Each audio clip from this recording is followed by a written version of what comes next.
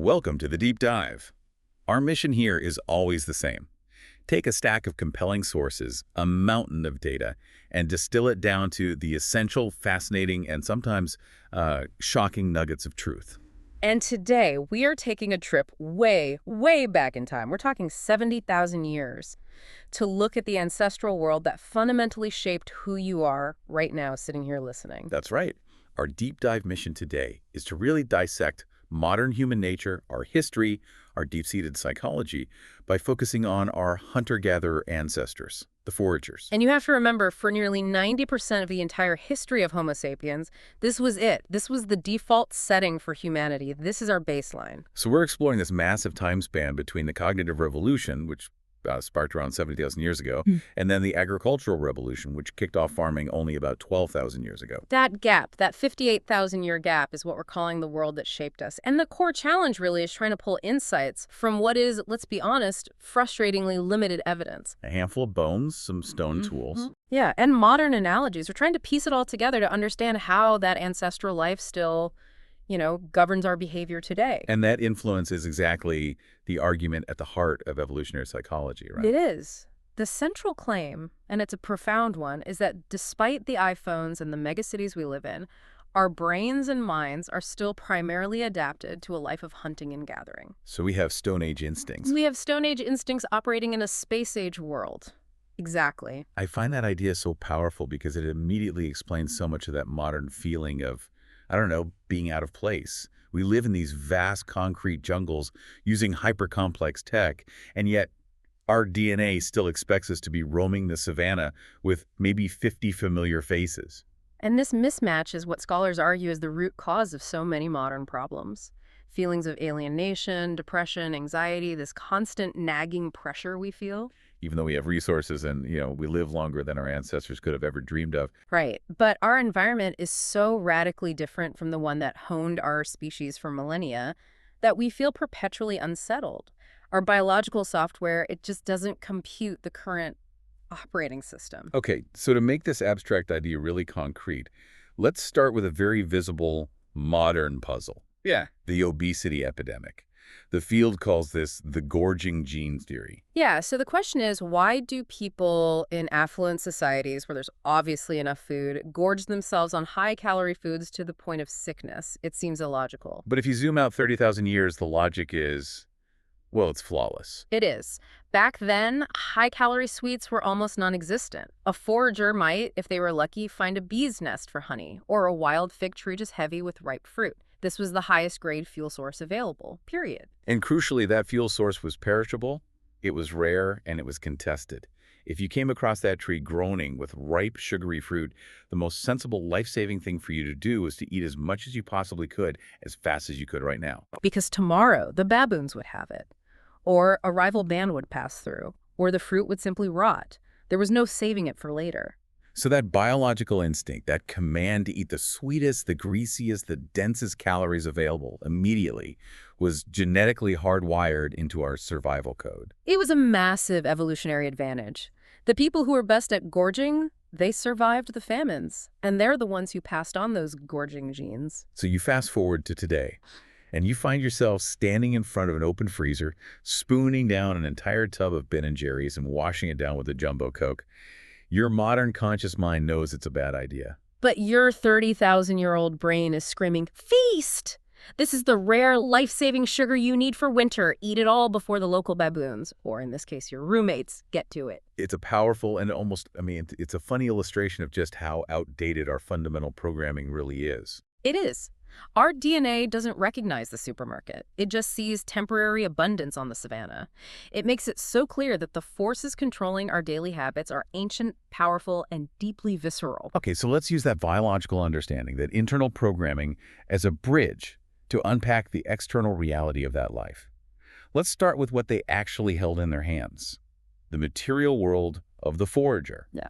And here we immediately run into what archaeologists call the artifact paradox. Exactly. When we study this entire era, we are totally limited by preservation.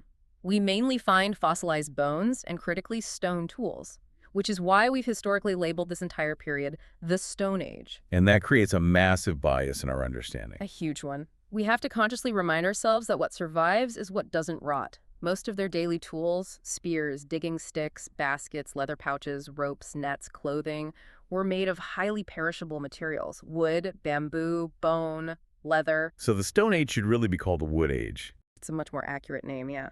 The absence of evidence for these things doesn't mean they didn't have complex tools. It just means the vast majority of their material culture decayed into dust thousands of years ago. We are literally judging a 58,000-year culture based on the only things that survived the rain. And this bias brings us to a really radical and illuminating contrast with modern life. Hmm. Mobility. I mean, think about your own home.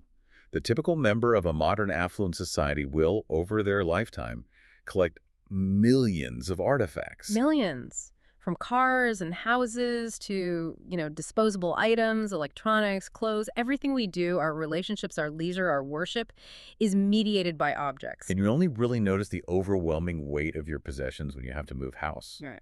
And the reality of packing every book, every spoon, every memory, it just hits you. Now, imagine the forager. Their whole lifestyle was defined by movement. They moved camp frequently every month, every week, sometimes every day, depending on animal migrations or seasonal harvests. And there were no U-Hauls, no moving companies, no wagons. For most of this period, no pack animals other than the dog. Everything they owned had to be carried on their backs or the backs of their children. The consequence of that is just profound. They had to make do with only the most essential multi-use possessions. The rule was simple. If you can't carry it, you can't own it. Which means the greater part of their rich mental, religious, and emotional lives was conducted entirely without the help of permanent accumulated stuff. It's the archaeological dilemma in a nutshell. It's like trying to understand the inner world of a 21st century teenager's social life by recovering only their snail mail. Right, you're missing all the phone calls, the emails, the DMs, the text messages. You're missing 99% of their cultural infrastructure. It's gone. Okay, so focusing on their societal structure for a moment, it's a pretty safe generalization that most pre-agricultural people lived in small bands, several dozen, maybe a few hundred individuals at most. And critically, unlike every society that followed, almost everyone in that band was human.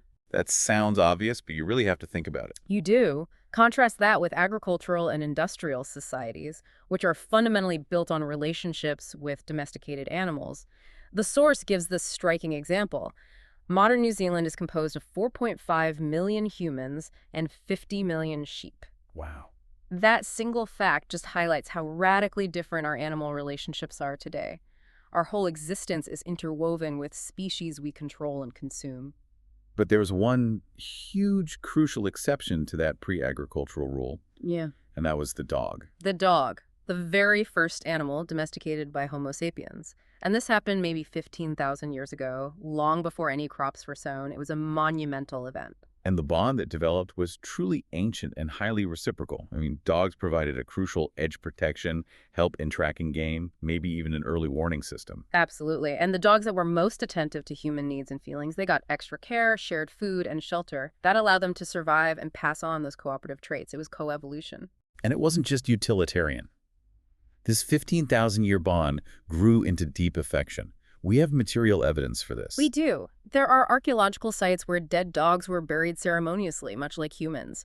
This shows that even in these small, roaming bands, complex, deeply emotional, non-human relationships were forming the bedrock of their social structure, centuries before they captured their first cow or goat. It's our first big clue that the forager world was so much more nuanced than just, simple survival. It suggests this capacity for care, for loyalty, and deep interspecies bonding that really challenges that simplistic image of the selfish caveman. Which brings us to perhaps the most surprising conclusion scholars have drawn about this entire era. It's a concept that completely overturns that image of the caveman struggling daily for a meager existence. The idea of the original affluent society. Exactly.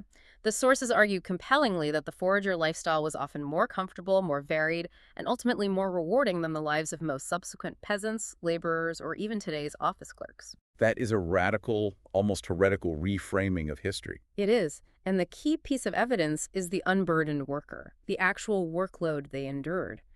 If we look at modern affluent societies, people generally work 40 to 45 hours a week. In developing nations, that number can skyrocket to 60 or even 80 hours a week just to survive. But when anthropologists look at modern hunter-gatherers, Even those living in really harsh, inhospitable areas like the Kalahari Desert, the actual work commitment is surprisingly low. It's an average of only 35 to 45 hours per week. And you have to assume that ancient foragers, living in far more fertile, pristine zones, likely worked even less. So think about how that breaks down. Hunting might only happen one day out of every three. Gathering edible plants might take just 3 to 6 hours a day. They weren't just efficient, they practiced a form of sustainable living that allowed for massive amounts of leisure time. And beyond the sheer number of hours, there's the quality of the work. It was varied, challenging, required immense skill. You can contrast that with the monotony that came later in the agricultural and industrial eras. Oh, absolutely. A Chinese factory worker today might operate the same machine doing the same repetitive task for 10 long, mind-numbing hours, day in, day out, for 30 years. 30,000 years ago, a forager in that same landscape would leave camp, roam the forest, gathering dozens of different plants, digging roots, setting traps, catching game, constantly reading the environment for clues. All high-stakes, engaging, varied labor that demanded total mental focus, and they were generally back by early afternoon with their caloric needs met for the day. And we often forget the domestic labor they saved. Think about the chores they didn't have. No dishes to wash, no carpets to vacuum, no floors to polish, no massive piles of clothes to launder. No heavy furniture to maintain, and crucially, no bills to pay, no loans to service, no bureaucratic forms to fill out. Their load of routine, repetitive chores was so much later than ours. And all this efficiency allowed them to maintain a highly varied and incredibly healthy diet. Foraging provided ideal nutrition, the result of hundreds of thousands of years of our bodies adapting perfectly to that particular mix of food. And the data backs this up. Fossilized skeletons show that ancient foragers were consistently taller and healthier than their peasant descendants who came after them. They were far less likely to suffer from chronic starvation or severe malnutrition that plagued those early farming communities. Now, we have to talk about life expectancy. That's a common misconception. It is. The average life expectancy was low, around 30 to 40 years, but that number is heavily skewed by extremely high child mortality. It was a dangerous world for an infant. But if a child survived those perilous first few years, Their chances of reaching age 60 were actually quite good, and evidence suggests a significant number made it into their 70s or even 80s. Among modern foragers, about 5 to 8% of the population is often over 60, which is comparable to some developed societies today. and the secret to this robustness was variety in their diet. Farmers, after the agricultural revolution, they typically relied on a severely limited, monotonous, and often unbalanced diet. Usually it was all centered around a single crop. Rice, wheat, or potatoes. The typical peasant ate rice for breakfast, rice for lunch, and rice for dinner. That was their whole world. Ancient foragers, on the other hand, regularly consumed dozens upon dozens of different foods every week. Berries, roots, mushrooms, nuts, specific herbs, rabbit, deer, wild onions. And this variety was their ultimate resilience. If one food source failed, say a drought wiped out a particular berry patch, they could just easily shift focus. They'd hunt different species or move to a new territory. This elasticity protected them from the kind of total famine that would frequently devastate a single-crop agricultural society. On top of that, they suffered less from infectious diseases. A lot less. Smallpox, measles, tuberculosis, the scourges that wiped out millions after agriculture, they all originated in domesticated animals like cattle, pigs, and fowl. Since ancient foragers only had the dog, they were largely free of these zoonotic epidemics. Plus, their very lifestyle protected them. They lived in small, roaming bands. So even if a highly infectious disease did appear, it would rapidly run out of hosts and just die out. It couldn't sustain a major epidemic. Which is a radical contrast to the dense, often unhygienic, permanent settlements that characterized agricultural life. This brings us to a really crucial element: individual knowledge and physical mastery. The sources are definitive on this. The average ancient forager possessed wider, deeper, and more varied knowledge of their immediate environment than almost any single individual alive today. Just think about the survival requirements. A forager needed a precise, detailed mental map of hundreds of square miles of territory.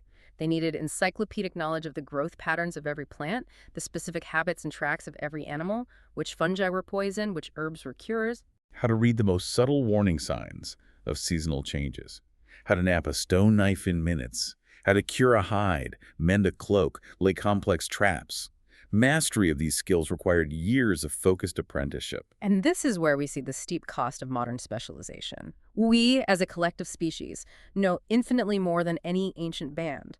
We can send rockets to Mars. But individually. Individually, we rely blindly on other experts whose knowledge is limited to an increasingly narrow field. I mean, think about it. If the power grid fails, if your cell phone dies, if the grocery store runs out of food, how many of us could confidently go into a nearby park and gather enough calories to sustain ourselves for a week? Almost none of us. We might know everything about coding or corporate finance, but for the basic necessities of life shelter, clean water, sustenance, we are helpless without the entire infrastructure built by others. What's truly fascinating and deeply provocative is the evidence suggesting that the average size of the human brain has actually decreased since the foraging age. Right. Survival in that period required superb mental abilities, dexterity, and high-level, constant problem-solving from every single member of the band. There was no one to fall back on. But when agriculture and industry arrived, they changed the selective pressures.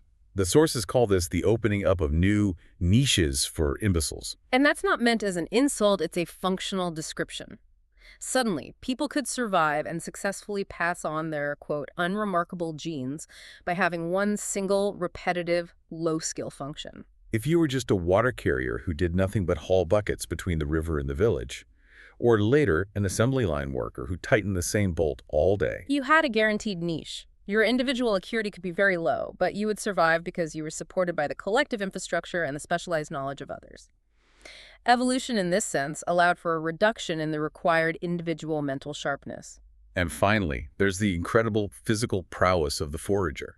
They mastered not just the external world, but their own bodies and senses. Constantly listening for the subtle sound of a snake in the grass, observing foliage for the slightest sign of a nest, moving with total efficiency, minimum noise, and maximum endurance. Their varied, constant, and full use of their bodies, climbing, running, carrying, throwing, digging it made them as fit and resilient as modern marathon runners. They possessed a physical dexterity that modern people often can't achieve, even through years of highly specialized, deliberate practice like yoga or tai chi. The contrast is just so sharp.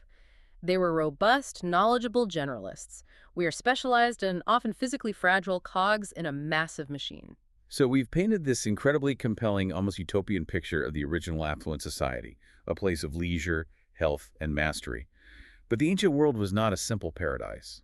Not at all. To understand its true complexity, we need to dive into areas of great controversy and necessary darkness. Let's start with the heated debate over social structure, monogamy versus the ancient commune. This is one of the most fraught theoretical debates in evolutionary psychology because it directly informs how we see modern relationships, infidelity, and family stress. It does. One major theory is the ancient commune model. This posits that ancient bands were communal units where sexual exclusivity just didn't exist. Females would mate with several men simultaneously. And the functional result of that was that no single man knew definitively which child was biologically his. Exactly.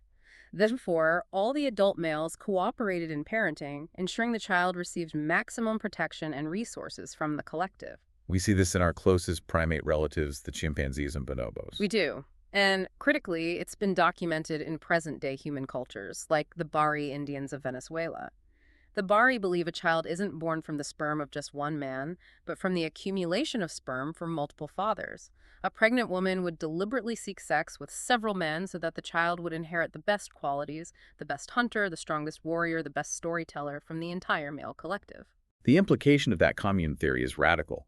It suggests that the frequent infidelity, high divorce rates, and the psychological stresses that plague modern adults and children are simply the result of forcing biologically communal humans into an incompatible nuclear family and monogamous structure. That our biological software just resists the constraint of the jealous, exclusive couple. But opposing this is the equally strong, well-supported eternal monogamy school of thought. Right.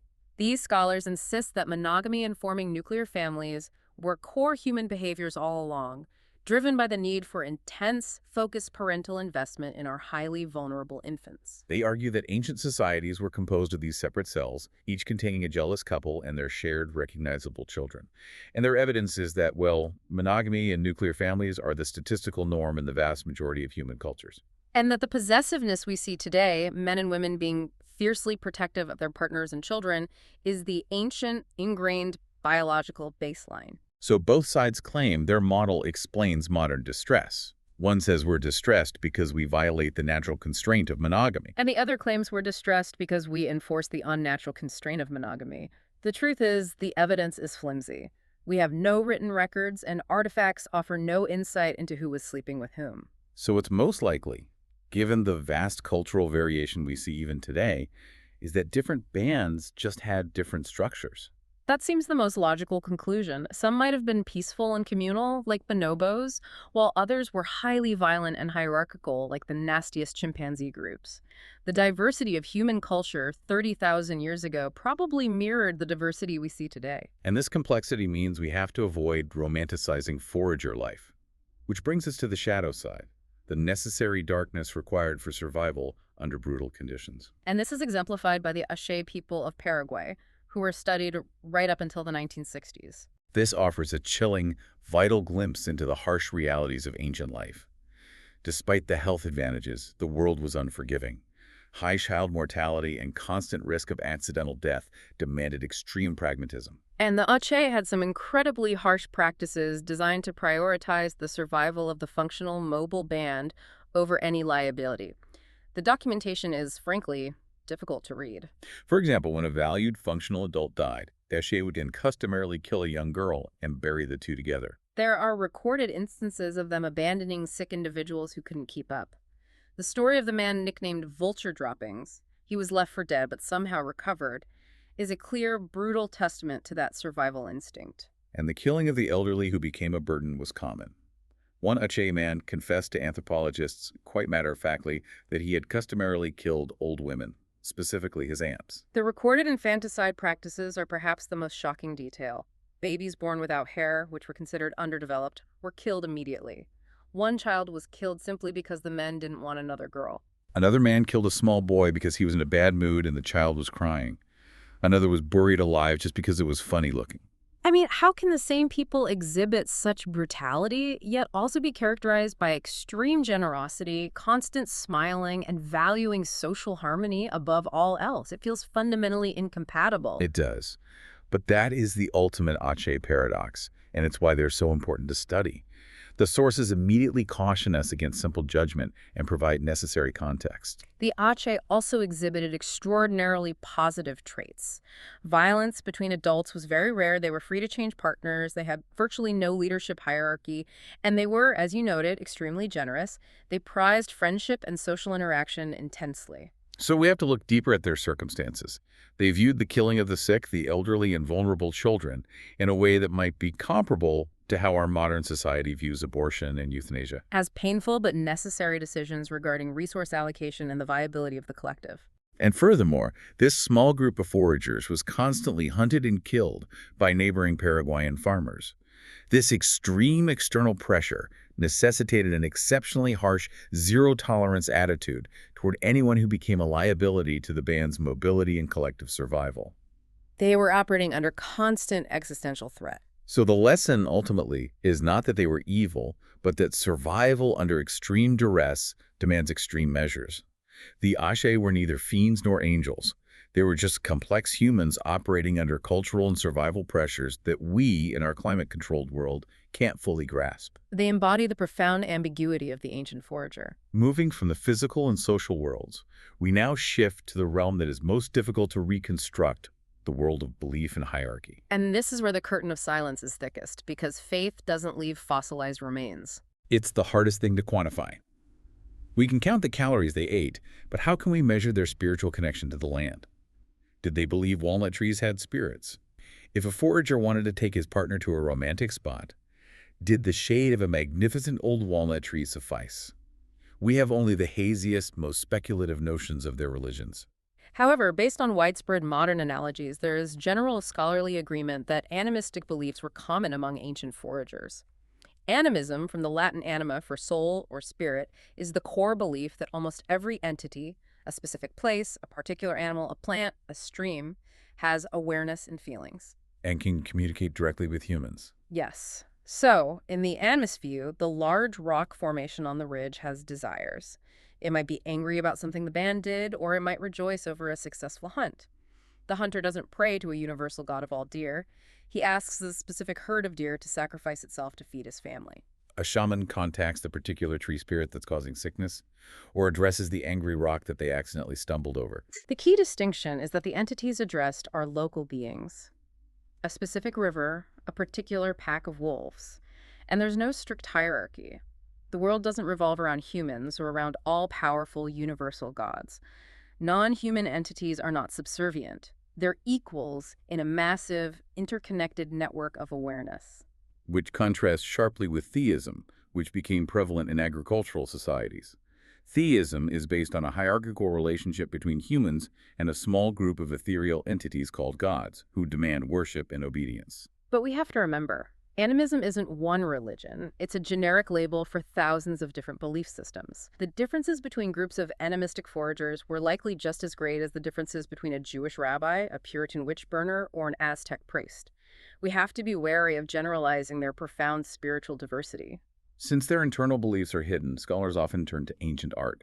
But this, as the sources note, it just results in Rorschach tests for modern interpretation. Take the famous Lascaux cave paintings in France, dating back 15,000 to 20,000 years. There is one powerful debated image in Lascaux, a man with a bird head and an erect penis who appears to have been killed by a massive bison. And one leading interpretation argues that this depicts the man's soul, symbolized by the bird being released at the exact moment of death, a window into their beliefs about the afterlife. But the very fact that we have these intense debates, is it a simple hunting accident, a mythological scene, an initiation ritual? It proves the point. We just cannot know for certain.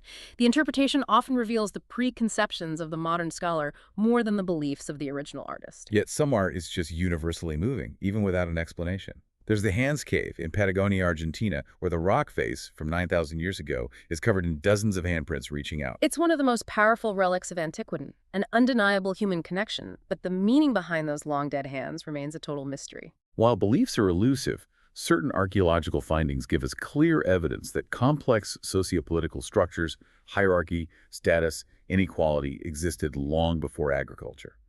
This proves that human culture could invent elaborate codes that went far beyond mere biological dictates. And this is best seen in the incredible Sungur graves in Russia from a 30,000-year-old mammoth hunter site.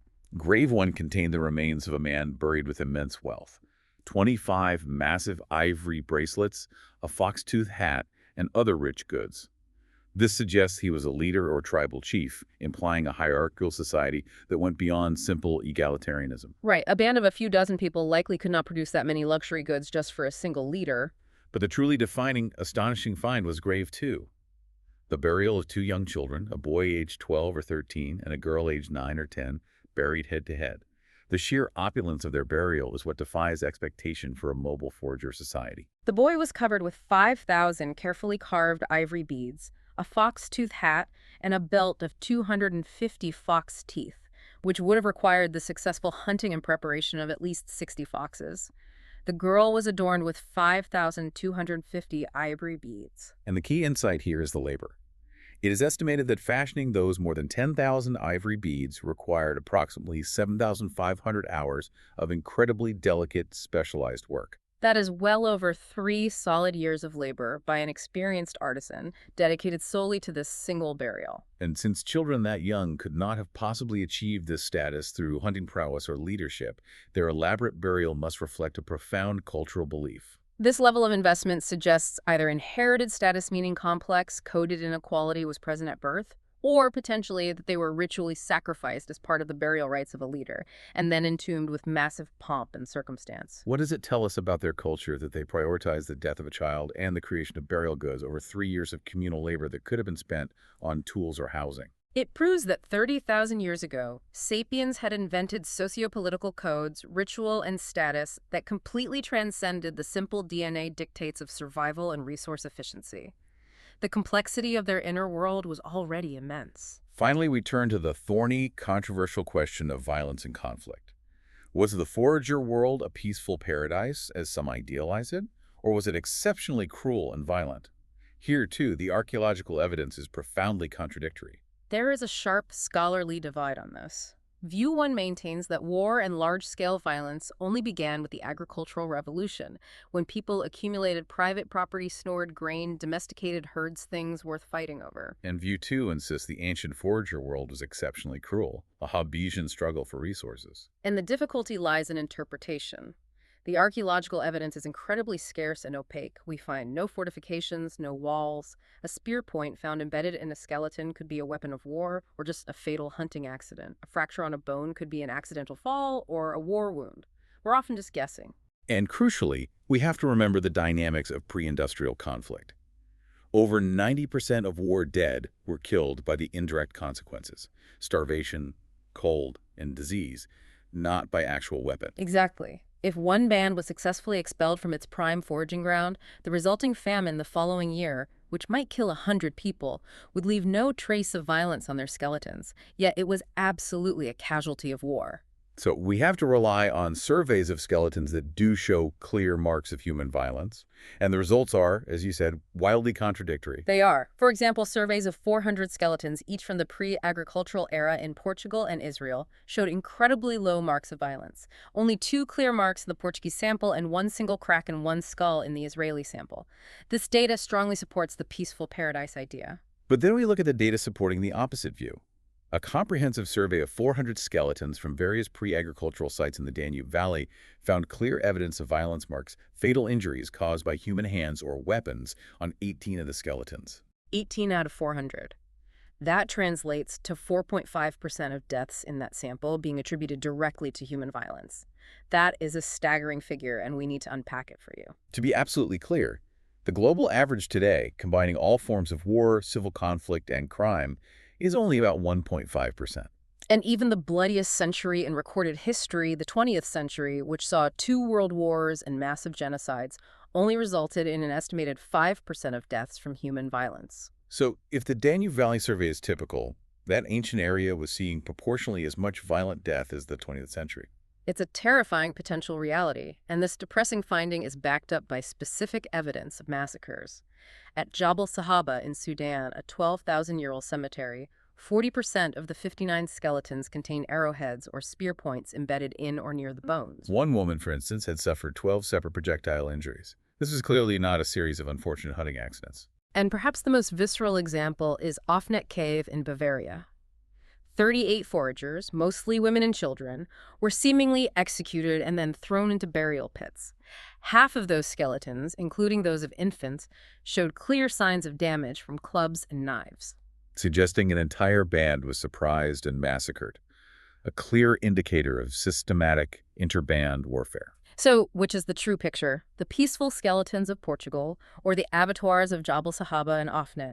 The only logical conclusion is that just as foragers had a vast array of social structures, diet practices, and spiritual beliefs, they demonstrated an equally wide variety of violence rates. Some areas and periods, likely those with stable resources, enjoyed long periods of peace and tranquility. And other areas, perhaps under resource stress or geographical constraints, were riven by ferocious, brutal conflicts. The human capacity for both extreme generosity and devastating violence was fully present then, just as it is now. We have spent this time trying to peer through that thick curtain of silence, acknowledging that the larger living picture of ancient forager life remains painfully hard to reconstruct. We are missing the breathtaking political dramas, the complex alliances, the spiritual fervor, the songs of the charismatic prophets who claim to reveal the words of a local oak tree, and the sound of their bamboo flutes carrying across the twilight air. We're missing all of it. We are forced to dismiss the details of 60,000 of the 70,000 years of human history because the evidence is largely mute. But it is so essential that we ask these questions for which no definitive answers are available. Otherwise, we fall into the trap of believing that the people who lived back then did nothing of importance. But the truth is, they did incredibly important things. They shaped the world we inhabit today, and not just culturally. And here's where it gets really interesting, where we set the stage for our next deep dive. Many modern trekkers, hikers, and environmentalists believe they are entering pristine, untouched landscapes. The Siberian tundra, the Amazonian rainforest, the Australian desert. That notion, however appealing it is a fundamental illusion. The wandering bands of storytelling, tool-wielding sapiens shaped the global ecology to a far larger degree than most people realize. Their mobility, their ingenuity, and their sophisticated hunting techniques brought about dramatic and irreversible changes even in the densest jungles and most desolate wildernesses, long before the first agricultural village was ever built. So the forager lifestyle wasn't just healthy and affluent. It was, paradoxically, the most important and in many ways the most destructive force the animal kingdom had ever produced. And what specific ecological changes did those ancient humans usher in that we are still dealing with the profound effects of today? That dramatic, hidden history, the great ecological legacy of the foragers, is what we need to unpack next time.